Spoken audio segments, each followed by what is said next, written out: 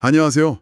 오늘은 글로벌 PMC주 김용남 대표의 칼럼, 이걸 바탕으로 도쿄 맨션 시장을 한번 깊숙이 들여다보겠습니다. 네. 요즘 신축 맨션 가격이 엄청나게 올랐다는 이야기는 많이 들으셨을 텐데요.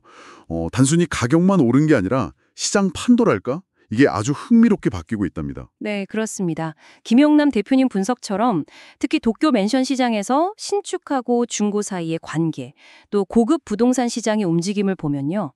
예전과는 다른 어떤 구조적인 변화가 느껴집니다. 구조적인 변화요? 네. 그래서 오늘 저희는 왜 이런 현상이 벌어지는지, 그리고 이게 여러분 같은 잠재 투자자나 시장에 관심 있는 분들께 어떤 의미가 있을지 그 핵심을 좀 파악해 보려고 합니다. 좋습니다. 그럼 뭐니 해도 가장 눈에 띄는 가격 이야기부터 시작해야겠죠?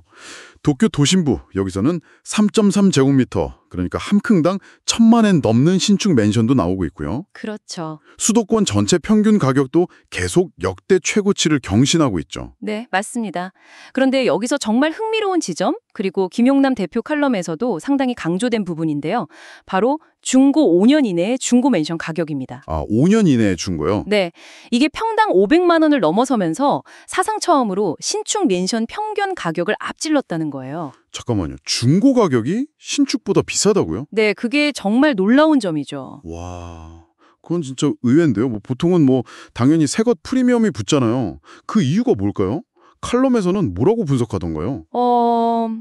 여러 가지 요인이 있겠지만 김용남 대표 분석에 따르면 바로 입주할 수 있다는 그 확실성, 또 이미 검증된 품질이나 관리 상태 같은 점들이 있잖아요. 네네. 그럼 그냥 투기적인 기대감으로 움직이기보다는 실제 그 물건이 가진 가치를 더 중요하게 보는 쪽으로 바뀌고 있다는 거죠.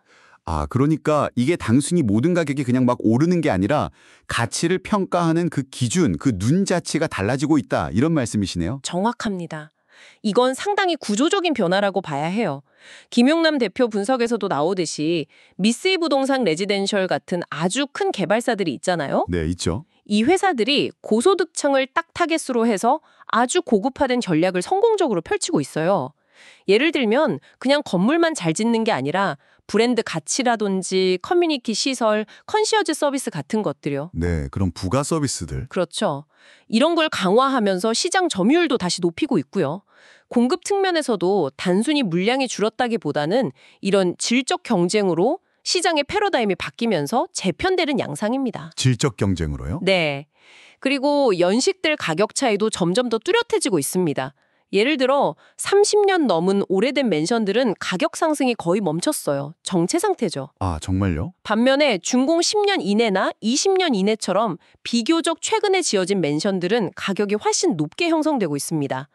결국엔 관리 상태가 얼마나 좋으냐, 그리고 입지가 어디냐, 이게 핵심 변수가 되고 있는 겁니다. 이야, 그럼 이 시장을 지켜보는 분들에게는 이런 변화가 정말 중요한 정보겠네요? 네.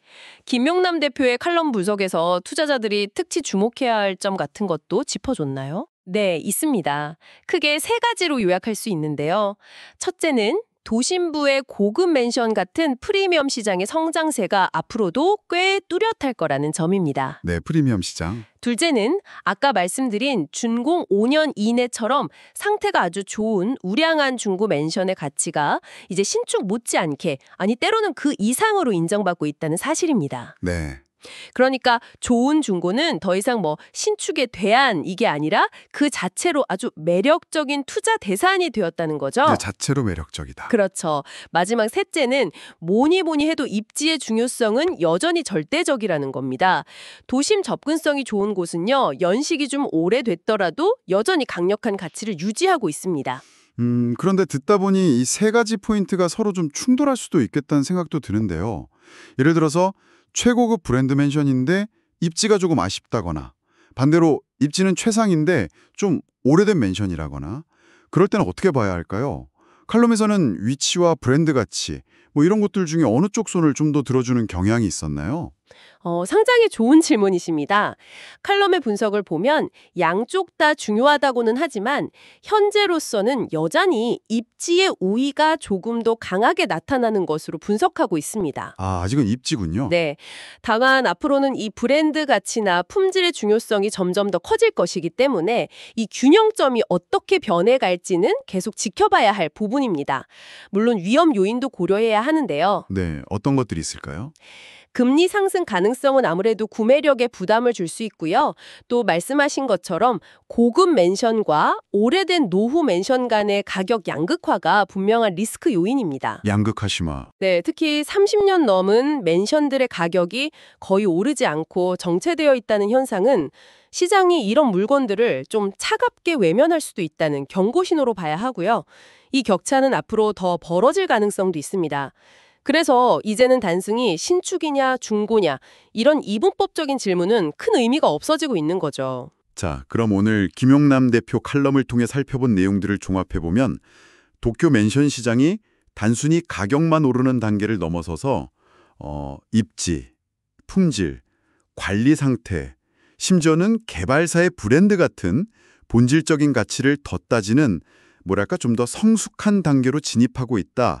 이렇게 정리할 수 있겠네요. 바로 그겁니다. 네, 김용남 대표의 칼럼 분석을 통해 우리가 확인한 것처럼 이제 성공적인 투자의 열쇠는 이런 물건의 본질적인 가치를 꿰뚫어보는 안목에 달려있다고 할 수 있습니다. 네. 여기서 한 걸음 더 나아가서 여러분께 이런 질문을 한번 던져볼 수 있겠습니다. 앞으로 이렇게 품질과 브랜드에 대한 강조가 더욱 심화되는 시장 속에서 단순히 입지나 연식 같은 기존의 잣대를 넘어서서 진정으로 가치 있는 부동산 자산을 정의하는 기준은 또 어떻게 진화하게 될까요? 이 점을 한번 깊이 생각해 보시면 좋겠습니다.